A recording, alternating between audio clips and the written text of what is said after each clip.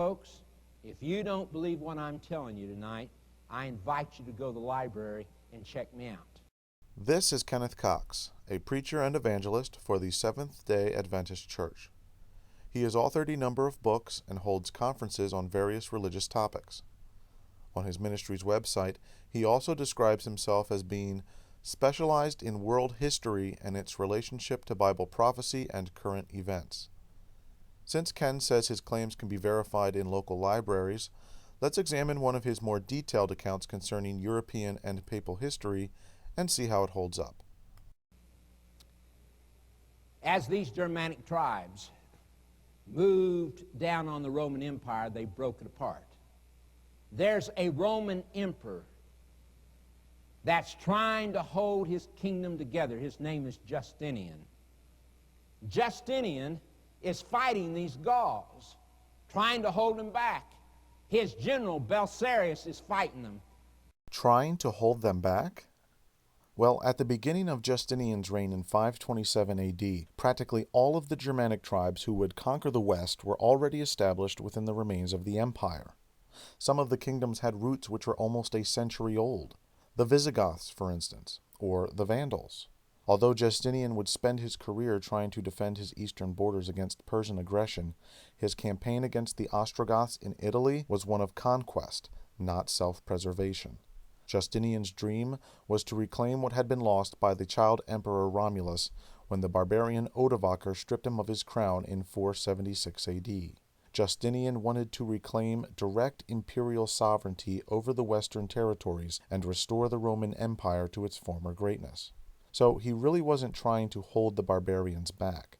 Rather, the emperor was attempting to take back what was rightfully his. In the city of Rome, folks, in the city of Rome, the bishop of Rome,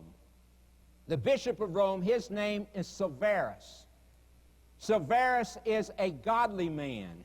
He's a man that loves the Lord. He's a man that loves the people. He tries to serve the people, and Severus has refused to have anything to do with the war between Justinian and the Goths. Well, that's not really a surprise, since before December 536 AD, the war did not extend any further north than the city of Naples, which is about 100 miles south of Rome. Silverius would not have had anything to do with the war because, at that point, the war did not have anything to do with him. Sure, these may be minor points of disagreement so far, but don't worry. Ken's claims get much more, how should I put this, interesting. Since he is the bishop of Rome, he has control of the city of Rome, and any time the army of Belisarius got close to the city of Rome, he had all the gates of the city of Rome shut and refused to let them in. Absolutely not.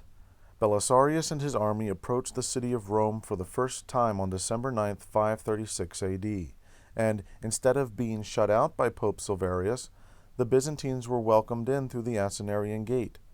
The historian Procopius even confirmed in his history of the Gothic War that the Pope was the leading voice among the Romans in support of that action. There were no previous instances in which the Byzantine army even came close to Rome.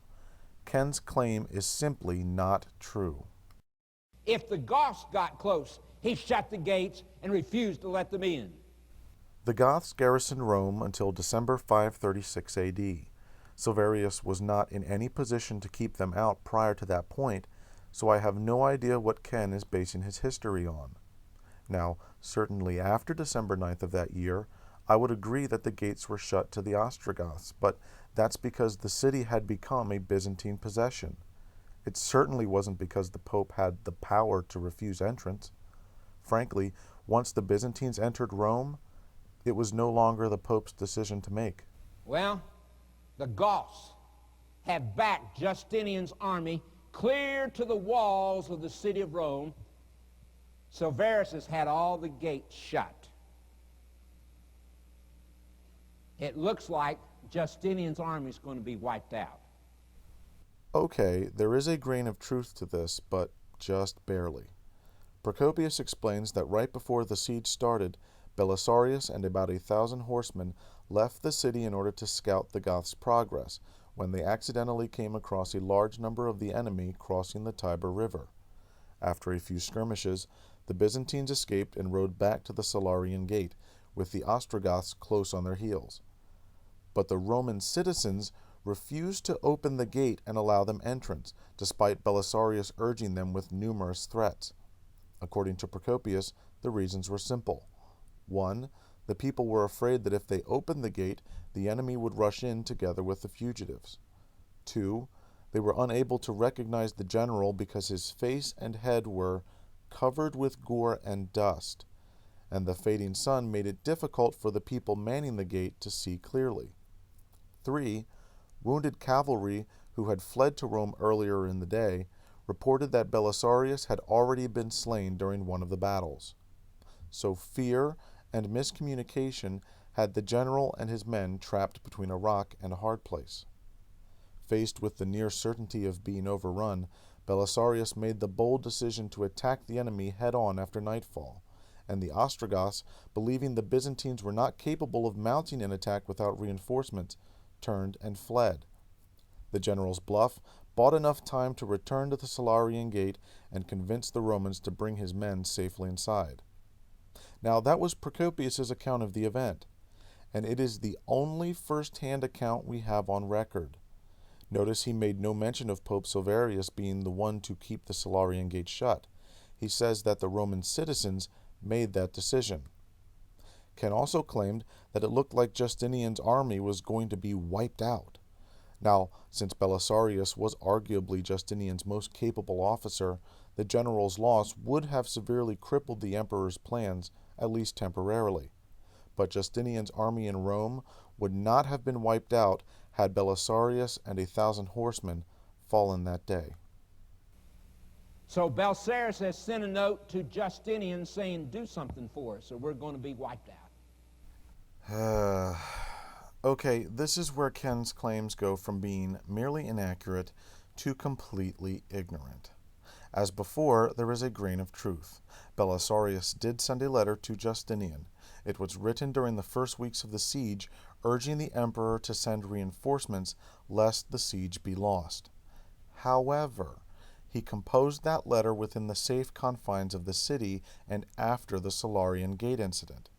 Belisarius did not send Justinian any kind of letter while he and his men were still trapped outside of the city's walls, and he certainly did not send a note for the purpose of getting Rome's gates opened. This is pure and utter nonsense. Now, how do I know this for certain? Simple. Belisarius was in Rome. Justinian, however, was the emperor of the Eastern Empire. He and his wife Theodora resided in Constantinople, in present-day Turkey, which is about 800 miles away from Rome. Any plea for help would have reached Justinian weeks after the fact. By the time reinforcements arrived, there would have been nothing left of the general and his men but bones and rusted armor. So apparently Ken must be under the impression that the emperor was near the city of Rome at the time Belisarius wrote his do-something note. Of course, Justinian was never in Italy, and if Ken really was a specialist concerning the Gothic War, let alone world history, he would have known all of this already. Even a few minutes spent perusing an encyclopedia would have corrected him on this error. I think it's great you're a teacher, Dad. So, will you be lecturing from a standardized text or using the more Socratic method of interactive class participation? Yes, Lisa. Daddy's a teacher. Justinian went to his wife. Justinian's wife was a Christian. She happened to be a friend of the bishop. And he pled with her to ask the bishop to raise the gates of the city of Rome to let his army in and shut the gates and keep the Goths out and save his army. The Empress Theodora was a Christian, but she was a monophysite Christian. That distinction is pretty important when considering Ken's claim. You see, monophysites believe that Christ has one nature, which is the resulting combination of his human nature being consumed by the divine. This is in contrast to the Catholic Chalcedonian position of Christ's two natures within one person, fully God and fully man.